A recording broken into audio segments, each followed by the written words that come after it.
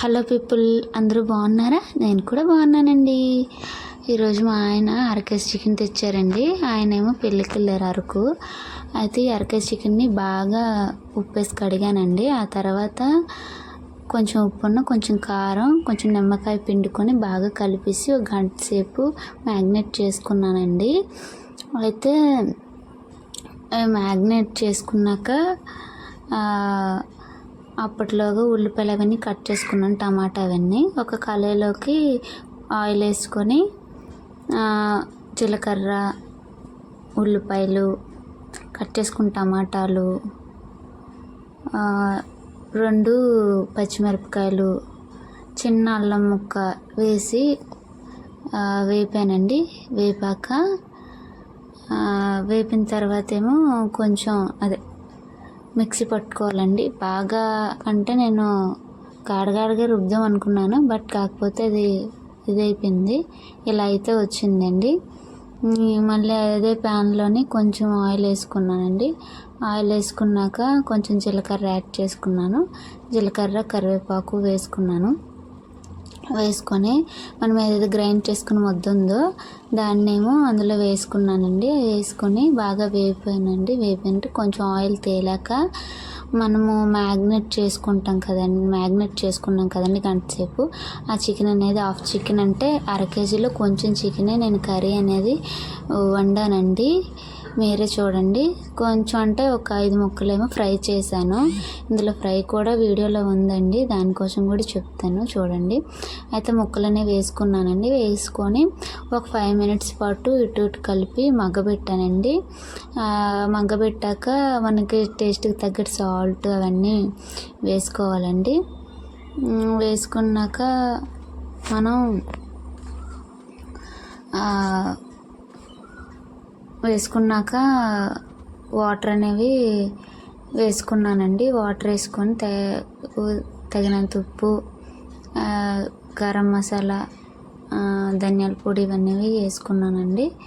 వేసుకున్నాక మూత పెట్టుకొని పక్కన పెట్టుకున్నాను. అయితే నేను ఈరోజు ఒక్కదాన్నే అనుకున్నాను, కాకపోతే మా ఇంటికి మా అక్కన అన్నయ్య వచ్చారండి. అయితే సరిపోయింది. రైస్ అయితే ఉదయాన్నే నాకు ఒక్కదానికన్నా ఒక గ్లాస్ పెట్టుకున్నాను, కానీ వాళ్ళు వచ్చారు కదా మరి ఎందుకని ఎక్స్ట్రా రైస్ పెట్టేశానండి. కర్రీ అయితే సరిపోయింది. వాళ్ళు కూడా చాలా బాగుందని చెప్పారు. నేను చేసేటట్టు కూడా ఉంటుంది. ఆ రెసిపీ ఎలా వచ్చిందో కామెంట్ చేయండి. ఒకవేళ నచ్చితే లైక్ చేయండి. అయితే ఇప్పుడు మనం ఫ్రై చూసుకుందామండి. అయితే ఫ్రై విషయానికి వస్తే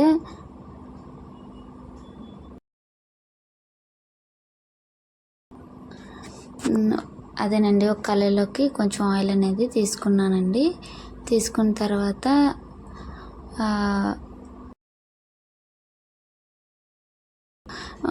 సన్నగా కట్ చేసుకున్న ఉల్లిపాయ ముక్కలు వేసుకున్నానండి. వేసుకొని వేపానండి. అందులోనే పచ్చిమిరపకాయలు వేసుకున్నాను. వేసుకున్న తర్వాత బాగా కలిపానండి.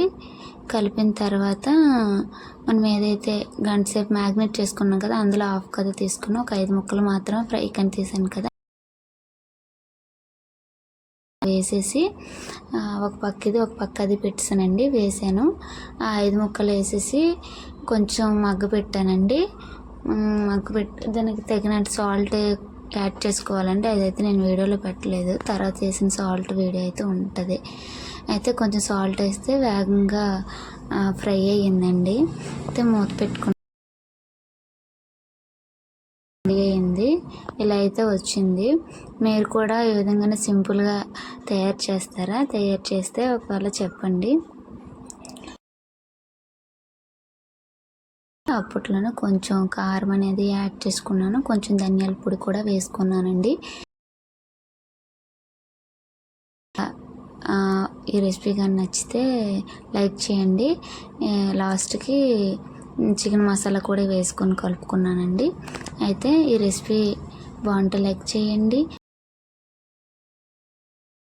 వచ్చిందో